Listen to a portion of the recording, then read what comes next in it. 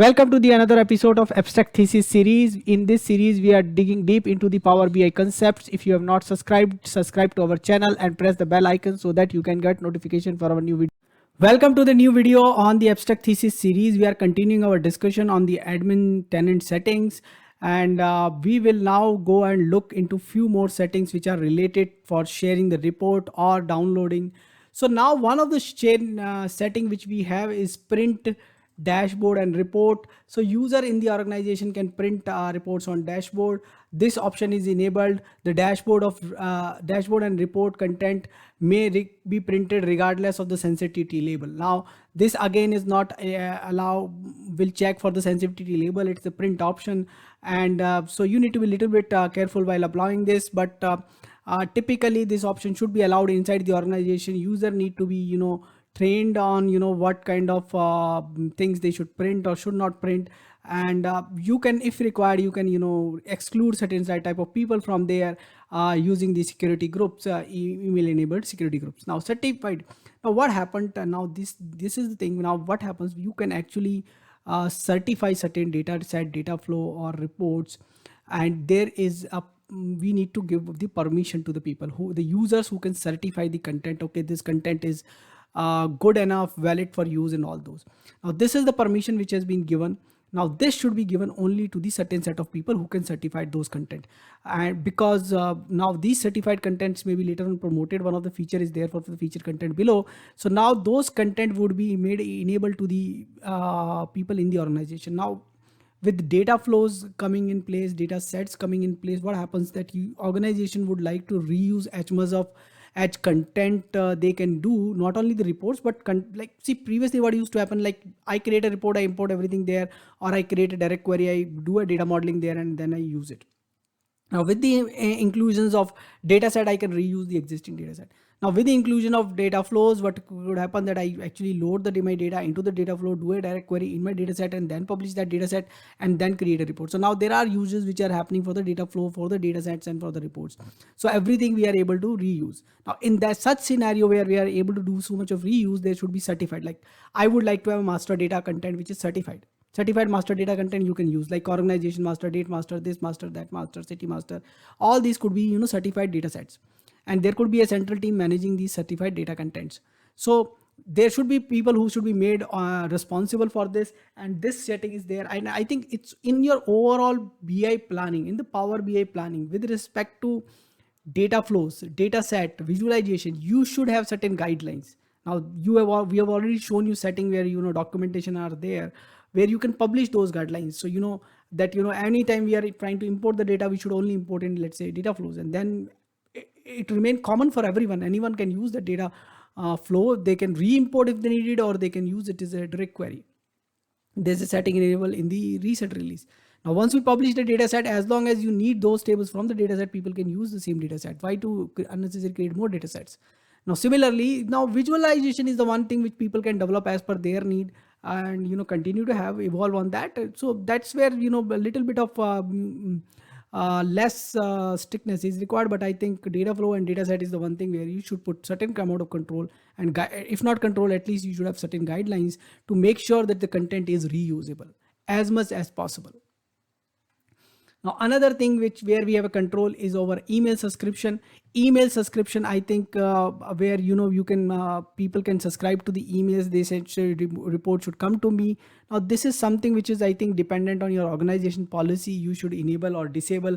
If you don't want people to get the things into the emails, you should stop that. But ideally speaking, the recommendation is that you should enable this email subscription so that users can take the advantage of. Now featured content is something which is basically what happened. Now we talked about these data sets, data flows, and all those. So you can actually promote the published content. Now there are data sets or data reports you want to publish. Now there is a feature content specifically available in the home, Power BI home. So now previously what was happening, like you send an email to the set of user, go and use this report. Now if the organization is big, whom all you send, now there could be security list there, whether the user need it or not, but there is a content which there is built in the organization, where there could be some users which are not my part of my team. They should also be shared with this content. This is a good content they should take advantage of. So we can promote those, and we can put that as a feature content. So promote data set or promote reports we can do, and then this feature content can